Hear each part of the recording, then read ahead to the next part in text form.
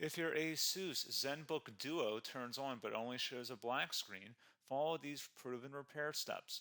We will troubleshoot Windows boot issues, repair system files, and restore the operating system using built-in recovery tools. A lot of errors pertain to this problem, and we're going to go ahead and jump into what should hopefully be a pretty straightforward process, guys.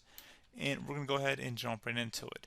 So first thing I'd recommend doing would be to actually go ahead and boot to the troubleshooting utility on Windows 11. So if you do a hard power off 3 times in a row, Windows should automatically attempt to launch the startup prepare utility. And if it doesn't find anything, it will give you the option to select advanced settings, in which case it will take you to a screen that looks like this. Now, if it does not take you to a screen that looks like this, or you're unable to get to that, you can also download the Windows 10 Media Creation Utility, or Windows 11. They probably will make a creation utility for Windows 11 at some point. And it doesn't really matter. You can actually run the Windows 10 utility on Windows 11 as far as I'm aware. And you should be able to run the troubleshooting utilities built in within it. So you just would go ahead and download it to an ISO file and then burn it to a DVD or USB. It'd have to be about 4 gigabytes or more. It couldn't be a small USB flash drive, and it couldn't be a CD. It'd have to be a DVD. And then you boot your computer from it. So depending on the computer manufacturer, you'd have to tap a different key on your keyboard in order to launch that menu, in order to select what boot drive you want to go off of. So it could be anything between the escape key, F2, F8, F12, for example. And those are the function keys on the top of your keyboard. So you may have to just do a little bit of trial and error. Shouldn't take you more than a couple minutes. Googling it would probably be best before you even begin. But anyway, we're ready to go ahead and jump right into it. So we're on the choose an option page. So these will look very similar whether you're booting from it directly within Windows itself, or if you're plugged in a USB flash drive with the media creation utility installed and you selected the recovery option. So when you are setting up your Windows 11 installation or Windows 10, depending on the drive you're using, there should be an option to repair your computer in the bottom left corner of the dialog window, one of the first screens that comes up. You go ahead and select that, and then it would take you to a troubleshooting screen like you see here. And you want to go ahead and select troubleshoot, reset your PC, or see advanced options. And then there are going to be a whole bunch of options in here that we're going to explore in today's video. The first one, we're going to actually go underneath advanced options and then select startup prepare, fix problems that keep Windows from loading. So go ahead and select that first.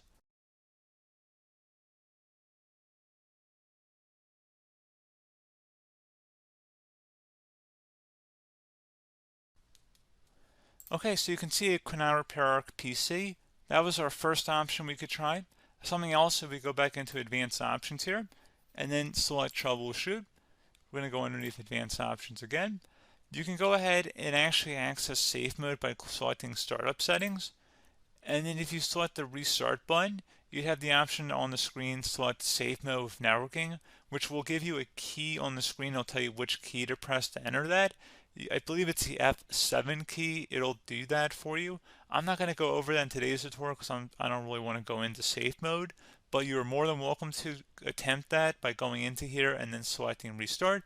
Again, it'll launch another screen. It'll say what key do you want to press, and it'll give you like 7 or 8 different options, and you want to select safe mode with networking.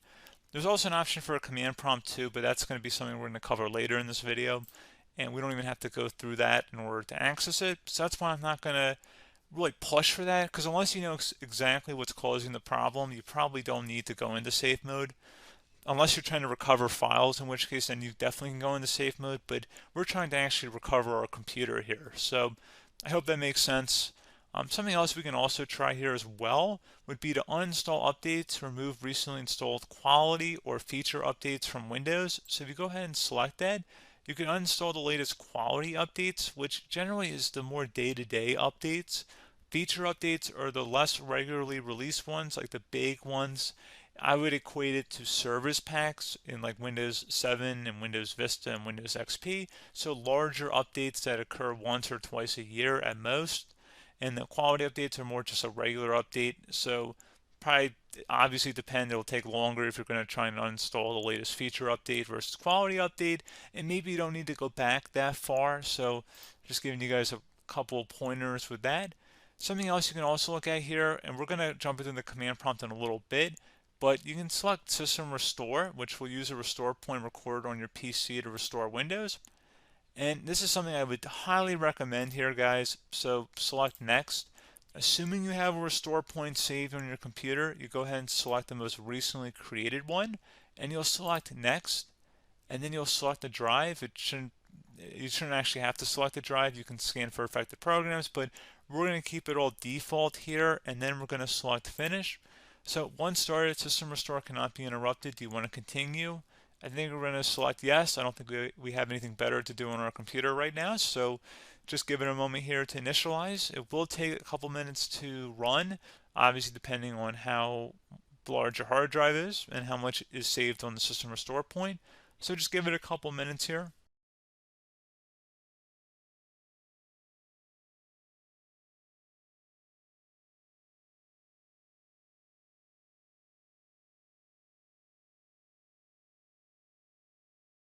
Okay, so you can see the system has been restored successfully.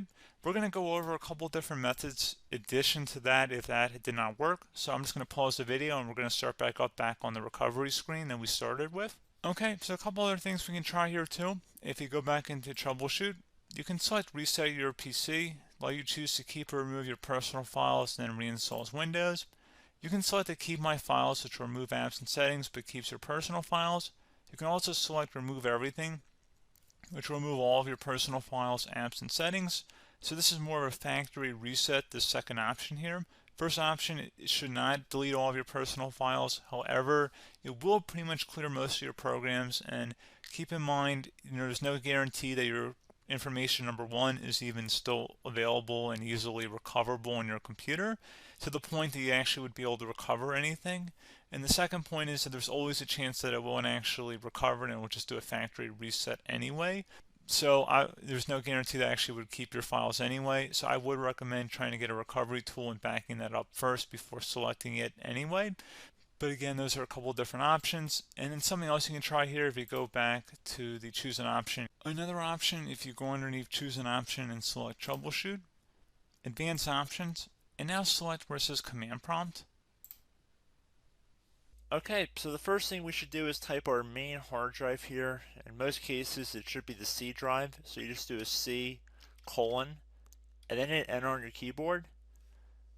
So once you're underneath the C drive, we're going to type in dir and then hit enter on your keyboard. It should have program files, users, and Windows all in there. That's how you know you're in the right directory.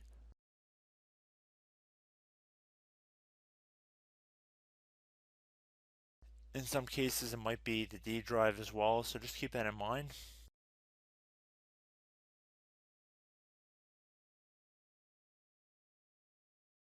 Next thing we're going to do is type in cd space / Windows / system 32 / config,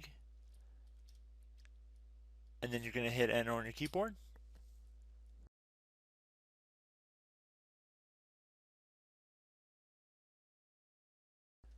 So now you're going to type md space backup. If you've seen other tutorials, it might also say to put down md backup. That's because the backup name is pretty common when you want to back something up. So you can name this whatever you want, doesn't have to be backup. So if you've already made a backup folder in the past, you could do backup 1, for example. So once you're done setting the name you want the backup to be called, hit enter on your keyboard again.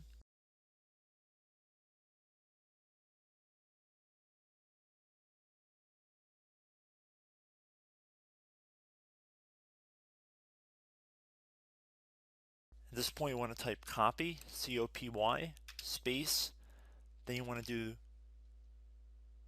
the star symbol above the 8 key, then do a period or a dot, whatever you want to call it, then another star sign, and then another space, and then type backup, and then hit enter on your keyboard.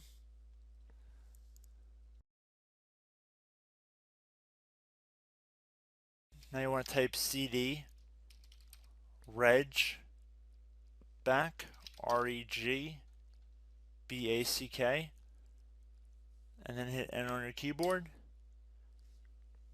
So now that we are under the reg back, so now you want to type dir again, and then hit enter.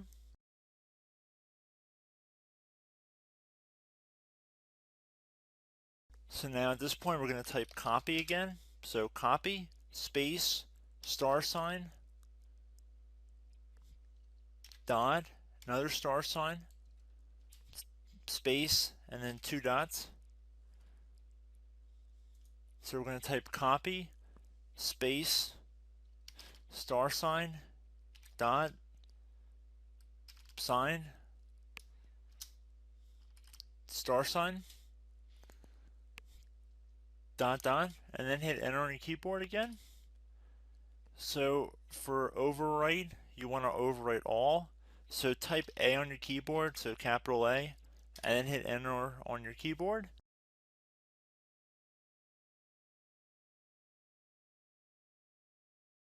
So at this point, you should be good to go. You can close out of the command prompt window, and if you accidentally continue to Windows 10, you should be all set.